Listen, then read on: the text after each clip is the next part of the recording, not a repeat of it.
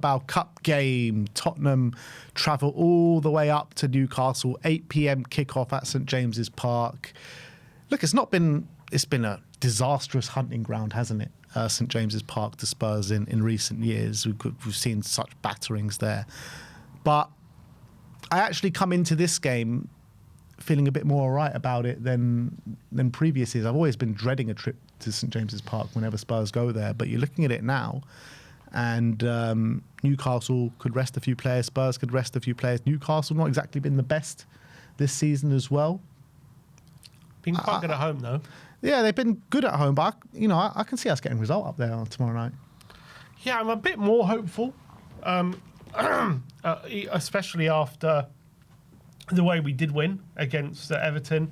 The fact that we, football-wise, weren't at our best, and we didn't have to play like fast, scintillating, attacking football to go there and get a result, and we were able to take advantage of set pieces, defend resolutely, and bam, we were able to get a 3-0 win up there.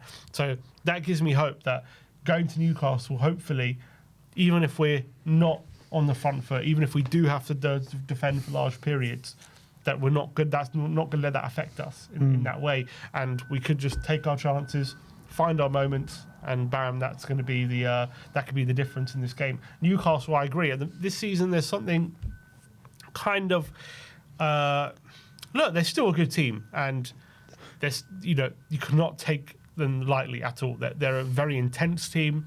They're very good defensively.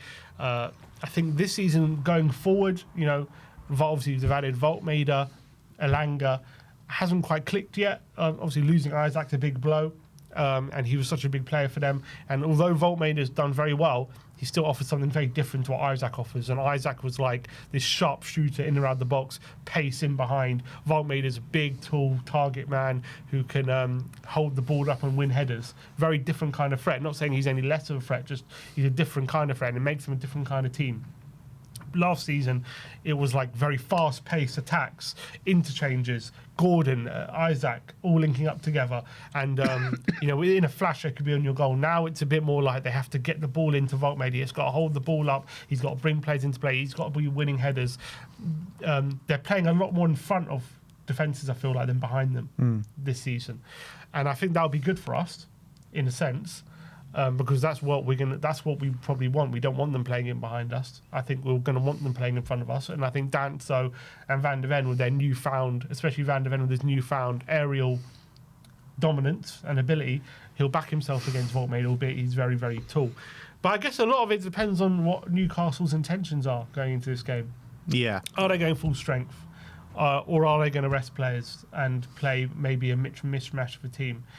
Because that will go a long way as to how I feel about us and how what our approach might be. Because I do think we're going to make changes.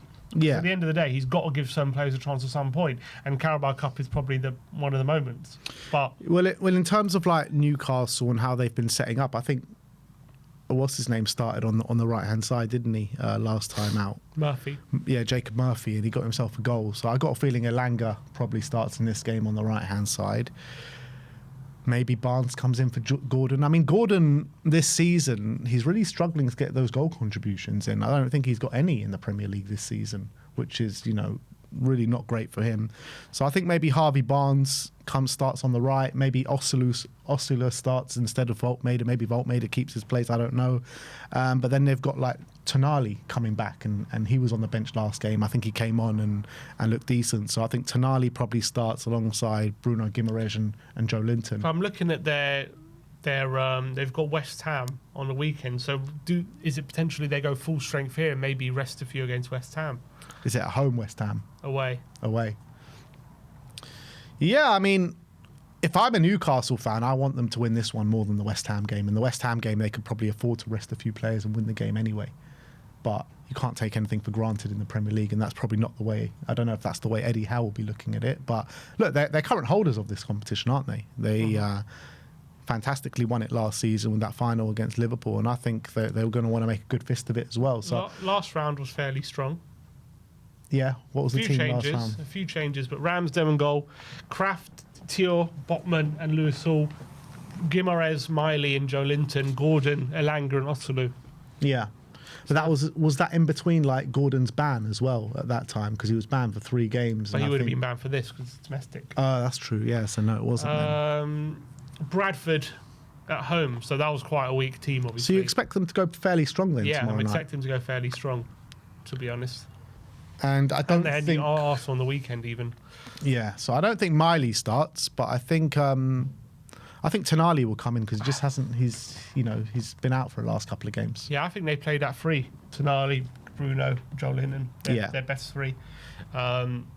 And that's the big worry, because that 3, when they're on it, that 3 is one of the best in the league. It's going to be a very physical battle in there, because I think João Palhinha will definitely start for us. So we need our most physical midfielders there in the middle, if that's going to be their midfield. It's not just physical; it's physical for sure. But Tonali and Bruno brilliantly Can play, yeah. technical as well. Technically fantastic. Yeah. So I think competing in that midfield battle is going to be crucial, absolutely crucial. So if they do go full strength and we play, I don't know, if he makes changes there, it's difficult though how he strikes that balance between going full strength and giving players a chance.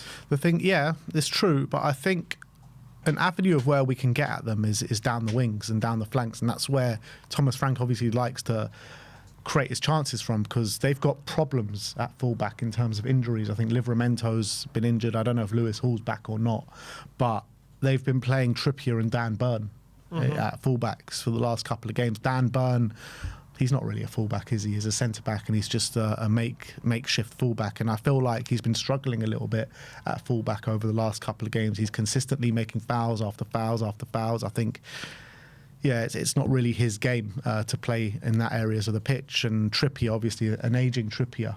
I think he's still a good player, don't get me wrong, but I think he's a player that we can get at. Yeah, I think Kudus will fancy his chances against Burn if he starts, and maybe an Odebear potentially. Again, also depends on, is Frank going to persist with that kind of setup he went with at Everton? He kind of set up in a different way, or is he going to revert to kind of 2 natural wingers?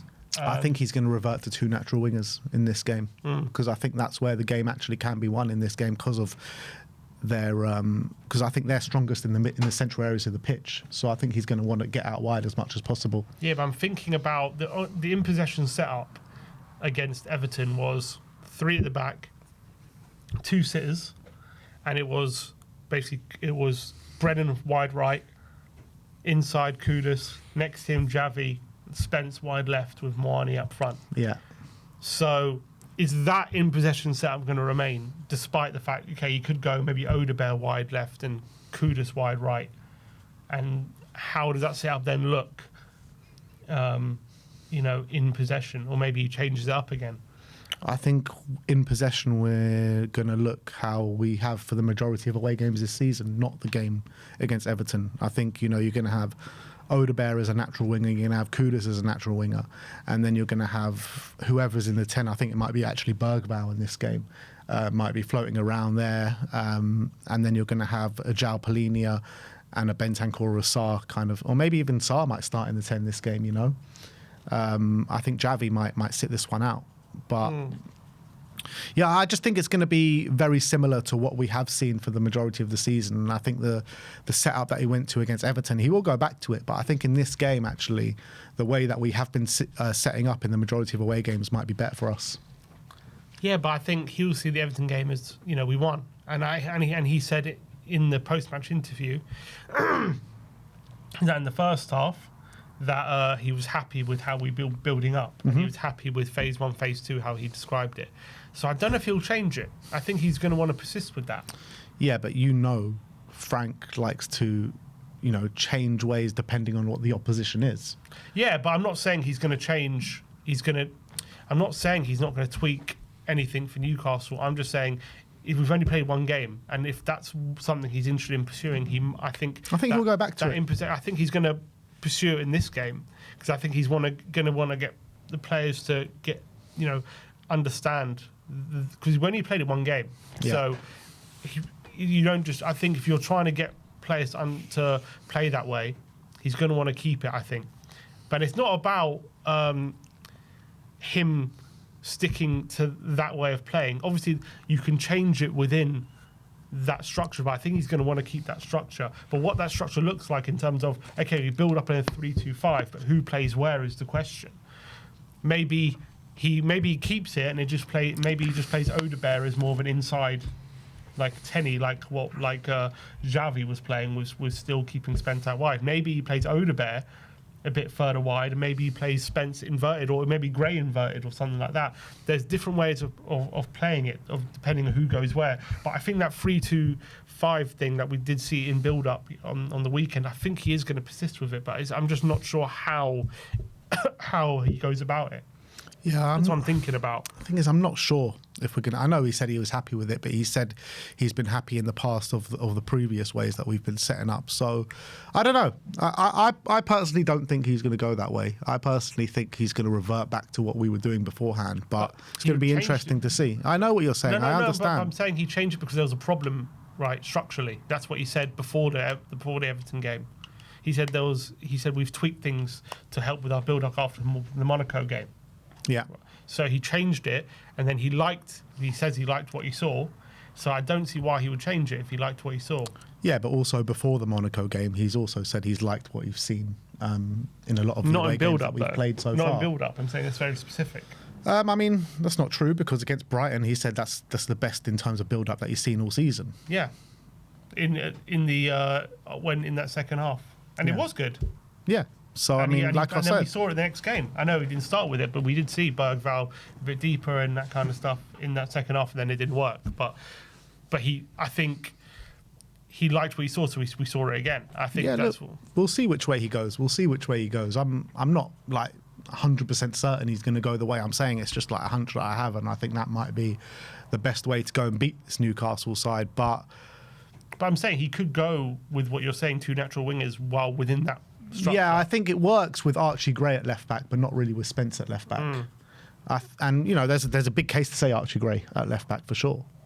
So we'll see. We'll see how he goes and tests it up, and we'll give our 2 cents worth on the predicted lineup, which will be a bit later. But you know, this game obviously it goes to penalties, right? With a draw, and I think like there's a very good chance of this game going to penalties. I agree. Very good chance. Well, we know that Newcastle have drawn quite a few games this season, especially not so much at home, but yeah. Yeah, they have drawn. We know that we're a team, although we've won most of our away games, you know that it could be a game of few chances on either side.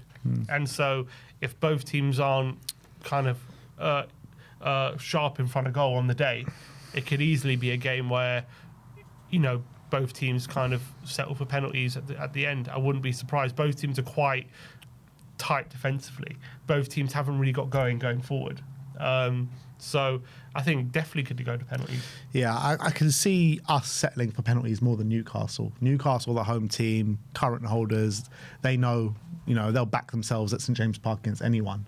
So I think like if anyone wants penalties more, it's us, in my opinion. I think Newcastle want to get this game done in 90 minutes, obviously, and they fancy their chances against us. But would you take penalties right now?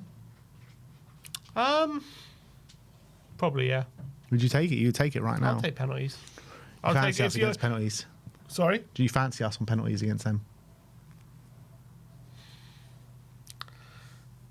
If they play Ramsdale, yeah. Please can Ramsdale play, man. I think he will. I think he will play. I hope so. Apparently, I was speaking to someone that this is the last season where the Premier League are basically forcing Newcastle to put fans in the lower tier now from next season. I don't know how true that is, but that's what someone was telling me last week. They should. It's about time. Yeah. It's ridiculous. And Sunderland as well. So, yeah, look, it's always a difficult trip going up to Newcastle. I do think Spurs might make a few more changes than Newcastle. Put it this way. Penalties is 50-50. Would I say before the game we got a better or worse than 50-50 of winning the game?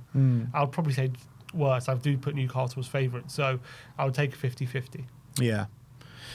Yeah, when you put it like that, it's hard to argue, to be honest, because, yeah, Newcastle are the favourites going into it. But like I said, like at the beginning, like this is probably... I fancied us the most in this game than I have done at St James's for a long time, or for a few years at least. So... I think we can go there and win. I think we can win in 90 minutes. If you ask me if I'm going to take penalties right now, I probably would. because it's just a very difficult game. And if we can get past this game, get into the quarterfinal, one game away from a two-legged semi-final, yeah, I mean, if we can get there under Thomas Frank in his first few months, that would be absolutely brilliant, wouldn't it? Yeah, if it's mad, you can, looking at the draw at the moment, Chelsea, City, Liverpool, Arsenal, all still there, aren't they? Even all good teams like Palace and Brighton, if one of the big boys get knocked out, are still there. So it's going to be, even if we get through this game, it's going to be an almighty challenge, unless there are some shock results to get to a final, I would say. Are there any other big ties, or is this like the tie of the yeah, this is round? the tie. Because I mean, Liverpool, Palace, Arsenal, Brighton. So you got Arsenal, Brighton's a fairly good tie. Grimsby, Brentford, Swansea, Man City, Newcastle, Tottenham, Wrexham, Cardiff. Yeah, that's a big tie. Liverpool, Palace, Wolves, Chelsea, and Wycombe, Fulham. But this was the biggest game, I would say. Yeah. So you imagine the next round, Fulham, Chelsea. I'll probably say Palace probably going to beat Liverpool. Kind of moment, yeah. Wouldn't be surprised. Wrexham or Cardiff, Tottenham or Newcastle, Man City, Brentford, and Arsenal. So I mean, you're talking about pretty much all the big teams in the league. Yeah. So even if we, as much as impressive as it will be, if we do win tomorrow, you can't think, oh, we're going to go win this cup now. There's so many good teams to beat. But like, if you go to St James's and you win, that should give you confidence to keep going. And you know, I was thinking about this before. Like, the cup tie draws have actually been quite kind to us recently. I know we played Liverpool in the semi-final, but that's a semi-final. Like, in the last few years, I can't remember like a really tricky tie that we've got this early. I mean, I can't off the top of my head. Yeah, I'm trying to think. We lost to Fulham in the Carabao in Andrew's first season. Last season, we got to the semi. Like, we had Man U in the quarterfinal, but Man U at home in the quarters. Yeah, Liverpool. In Conte. Villa away. I guess Villa away was tough last year in the FA Cup. I'm trying to remember Conte's second season. We went up to, didn't we go out? We went out to Sheffield United. That's what I'm saying. Like, we've been going out. Nottingham Forest. Nottingham Forest and Sheffield United in the FA Cup. Sheffield United in the FA Cup, yeah. So like, we've been going out to all these crappy teams, or not say crappy, but you know, like teams that we should be beating. And like, the cup draws have actually been quite kind to us. Like, even the Champions League draw, you know, is more kinder than we could have anticipated. How do you think Frank is approaching this game? Do you think he goes, all right, Newcastle away, if we don't go full strength here, if I don't put Bentancur and Palhinha together and I don't like put all our star players in, we're going to lose? Or he's like, look, Carabao Cup, we've got to give some players an opportunity. That, you know, Tell's been waiting on the wings for 2 games. Gray hasn't started the last 2 games. You know, we've got to give them an opportunity. Kinski hasn't started since Doncaster. He's got to play. Yeah. So what way do you think, is he going into this game? What's like his mentality, do you think? I think that he's going to put out a team, obviously, that he believes he can win, but I think there will be a few changes. I think you can't not make changes, in my opinion, because we've got so many games coming thick and fast. And I know this is a very important game, but look at just the games got round the corner. We've got Champions League next week. We've got Chelsea on the weekend. We've got Man United the weekend after that. And then everyone goes off on internationals, and you've got the North London derby, and then Champions League PSG away straight after that. So you've got so many big games coming up. So some players need a chance. And I think Kinski is definitely one of them. I think Archie Gray is definitely one of them. I think Matisse Tell is even definitely one of them. Pape Sarr, you know, all these players that are not getting much game time at the moment. I don't think he's going to change it completely, like 11 players, but I think there will definitely be some changes. But I think it'll be a team that will be good enough to win the game, for sure. But if Newcastle do go close to full strength, if we do make that many changes, is it good enough? Yeah, I think it can be, because I don't think Newcastle have been at their best this season. Obviously, if they do come out and play their best, then fine, but they haven't been the team that we've been seeing over the last couple of years, in my opinion, even at St James's Park. I know they've won a fair few games there, but you're talking about the players that could potentially come in. Obviously, Vicario has been incredible for us over the last couple of games, so I think that's a bit of a drop-off in terms of how he's been saving us. But you look at other players coming in, like Tell for Odebear. You know, it's not too much of a change. Javi was there last game. He didn't have the greatest game, so I think Tell probably deserves his chance. Last time he started, he scored for us. You're looking at Pape Sarr. I think he completely deserves his chance. Came on, scored. He's looked really good this season. So these kind of players, I think they should be chomping at the bit, and I think the quality shouldn't really drop too much. I know, but it doesn't always work like that when you make changes Sometimes the performances can be disjointed. Some because it's a new 11 trying to gel together a lot. Yeah, but that's what I'm saying. I don't think it should be. I don't think it will be a whole new 11. I just think there'll be a couple of changes in there. So who?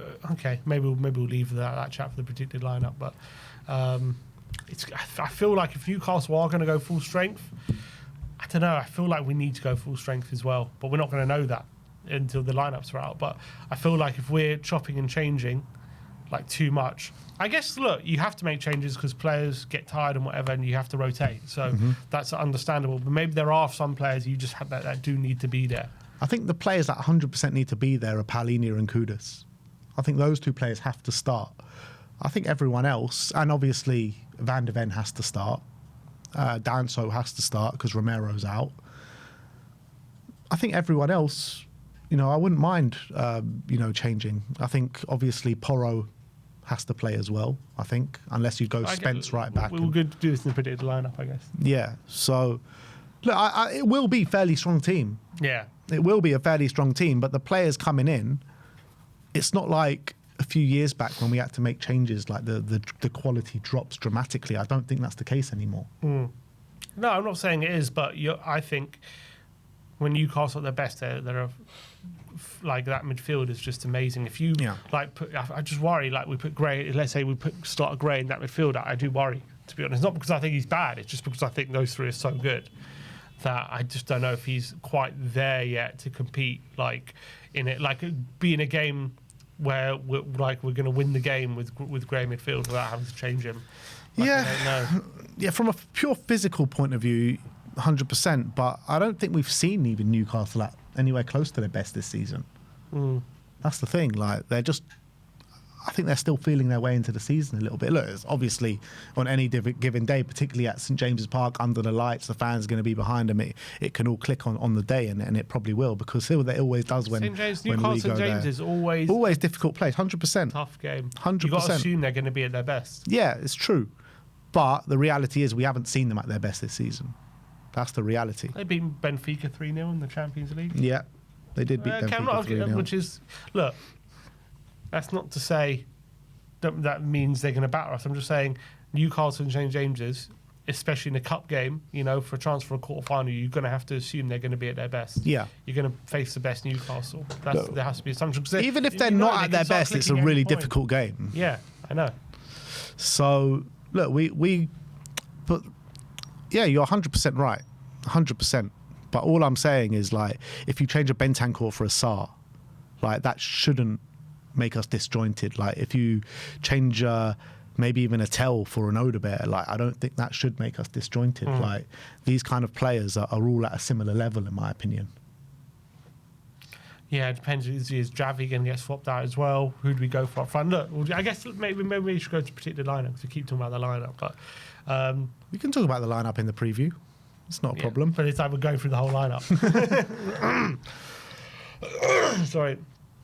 Yeah, look, I'm excited though. I think, to be fair to Frank and how we're playing, if we play like we have been away from home, despite my concerns, I actually think it does give us a really good opportunity to go over there and win. Whereas maybe when we have been playing attacking football, it's almost like we have to play well to win, otherwise we're definitely not winning. Whereas at least now, even if we're not playing amazingly, as long as we're not giving away any like clear-cut chances, we always have an opportunity to win. Yeah, exactly. So I think, structurally set up, I think if we go out there and defend as we've been doing in the majority of away games this season, I think that gives us half a chance to go and win the game. So I'm feeling a bit upbeat. I'm feeling upbeat going into the game. Is it going to be, who's going to dominate the possession and stuff like that? Is it going to be us sitting back countering? Is it going to be Newcastle? Because I think Newcastle are at their best when they're more on the counter, I feel. I think, and not dominating. Yeah, that is where they're at their best, but I think they're going to be the ones, trying to take the game to us. And I think that can play into our hands. That could suit us potentially. Yeah. What's your score prediction? I've just got a weird feeling that I'm going to go. It's going to go to penalties. I am going to go 2-2. I feel like I've got a feeling both teams might make changes, and it might lead to a bit of an open game. I'm going to go 2-2, and I'm going to go Spurs through on penalties. Spurs through on penalties. I'm going to go for 2-1 to Spurs.